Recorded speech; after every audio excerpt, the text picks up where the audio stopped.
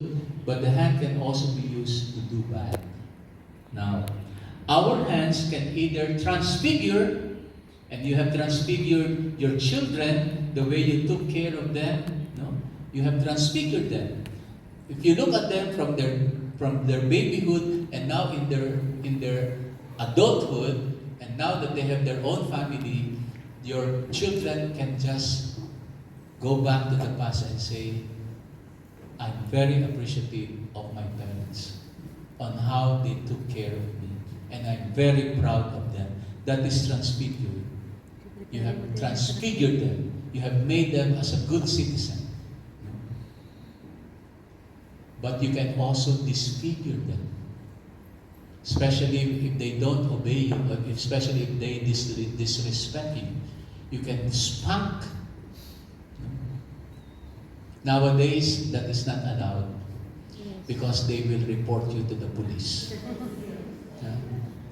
Abuse of minor.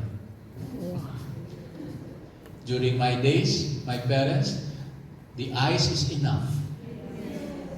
Isang tingin lang, alam na namin. Nakuha ka sa tingin. Now, it is the child, makuha ka sa tingin. Nanay, ha? It's now the reverse. No? Instead of the child afraid, no, of the parents, now the parents are afraid of their children because you will be reported. 911. No? So don't buy your children a cell phone. Or they will report you to the police. Okay, so we can raise our palm in Hosanna or stretch someone for crucifixion, just like what happened to Jesus. How do we treat one another in the different steps?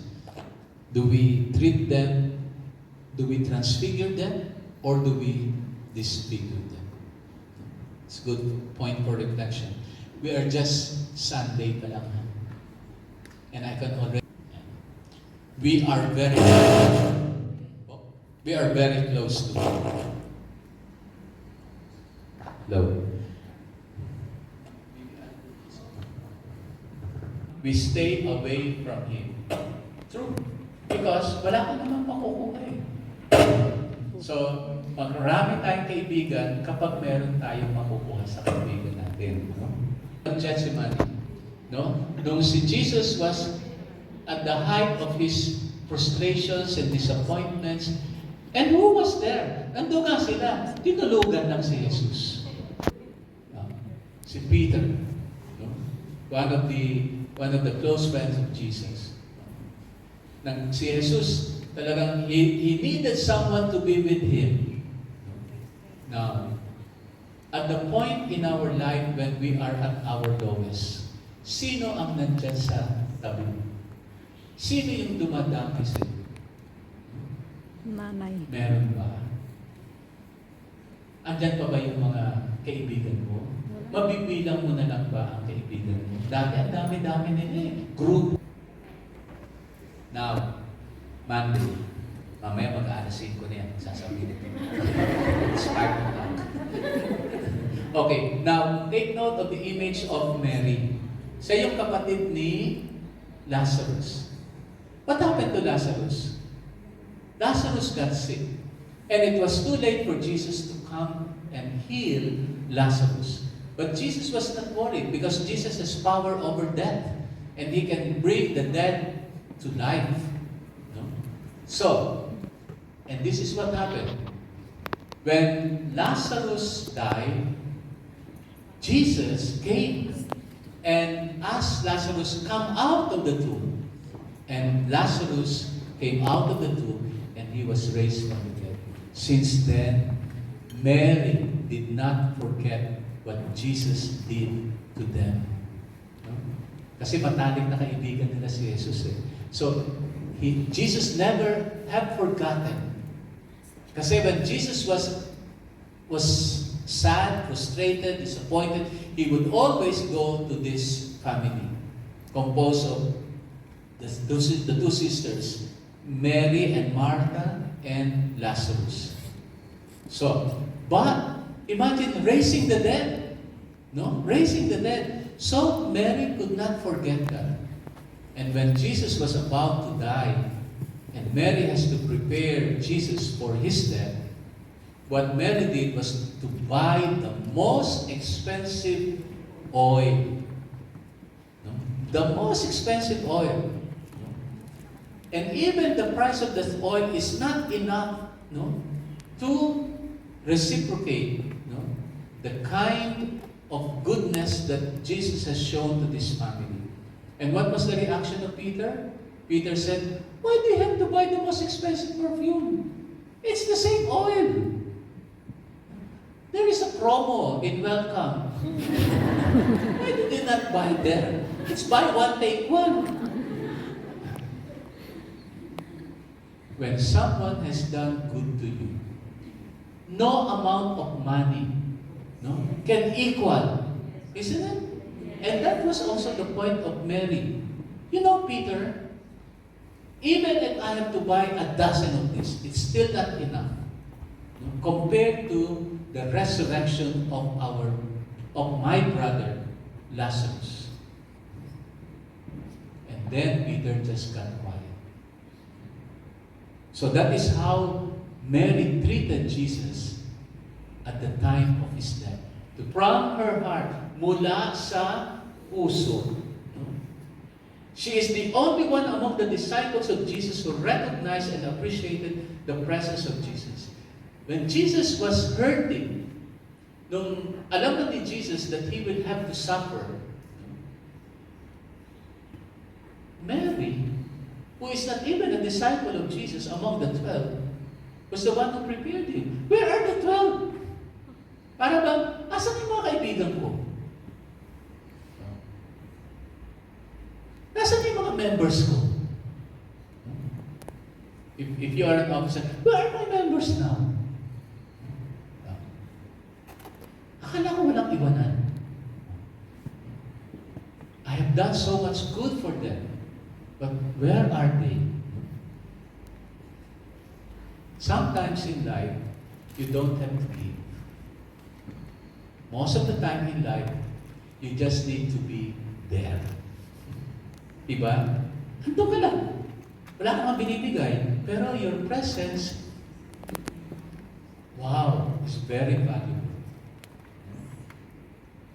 That is why in funerals, sa mga wake, lagi na nila sabi doon, and blesses us. Lalo na doon sa iba sa inyo. Kasi hindi pantay-pantay ang blessing ng Diyos sa atin. Yung iba doble bless. Yung iba bless lang. Yung iba half bless. Yung iba parating may bless. But regardless, no? What is the worth of our generosity to God? Hindi natin mapapantayan ang generosity ng Diyos. We cannot equal the generosity and the blessings of God. No? But still, we would like to reciprocate the generosity of God. Your being a member of the apostleship of prayer is already part of your way of thanking the Lord. And some of you, since you have become an apostleship of prayer, have been blessed by God. I believe that. I believe that. And those after many years are still here. No? Ba ninyo na si Jesus is 24/7 sa inyo? Kahit hindi ka tumatawag, andyan lang siya. No? Andyan lang siya. So that is the assurance that I'm giving to you. That once an apostleship of prayer, always an apostleship of prayer. Through faith and faith. Kahit na lumisa ka na sa apostleship of prayer, I tell you, mariretain mo pa rin yung pagiging ibig. Kasi na ano ka na eh, na-transfigure ka na eh. At hindi na mawawala yun sa'yo. Sasama ang loob mo, magbabago ang landas mo, pero I tell you, you still remain as an apostleship of prayer. And malaki ang ibinulog sa'yo ng apostleship of prayer, kahit na lumisa. So ako, I don't mind. Kasi, of Holy Tuesday. Holy Tuesday. Now, take note. One on the left, one on the right. Okay. Nasaan si Judas dyan?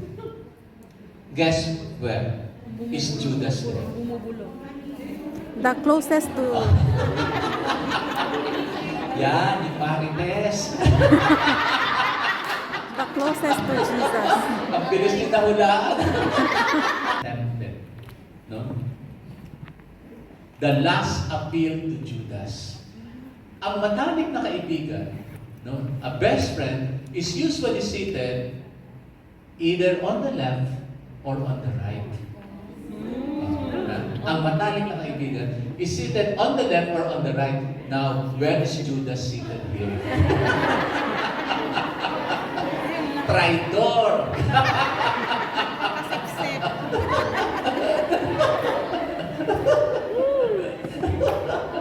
O, sino yung nasa kaliwa mo, sino yung nasa kanan mo?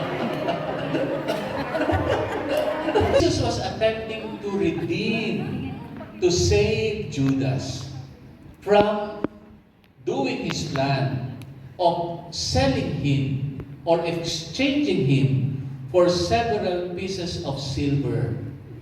And then what Jesus did was to plan this meal. Because the meal is a meal of intimate friends. When you have friends, you invite your friends for a meal, di ba? No? Kahit na ba sinangag lang yan, tsaka tuyo, no? But the importance of the meal, no? But most of the time, you will prepare good food, no? So anyway, so here, it's an act of hospitality to Judas, no?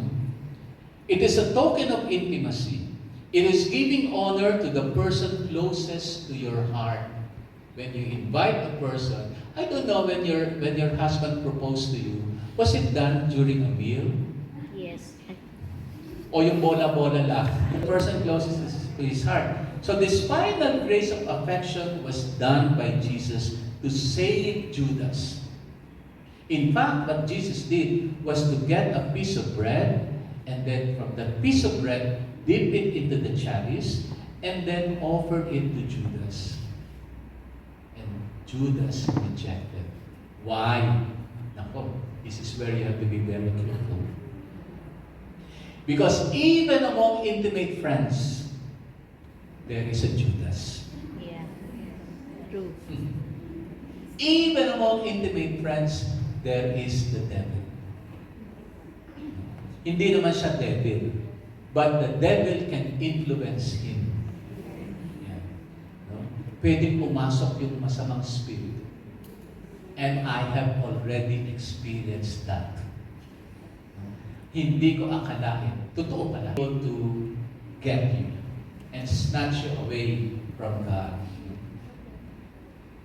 So, imagine, in front of Jesus, Judas betrayed him. In front of the officers, your member betrayed him. So, nakaranas na kayo yun. So, hindi kayo nag-iisa. Because it can also be very close to us.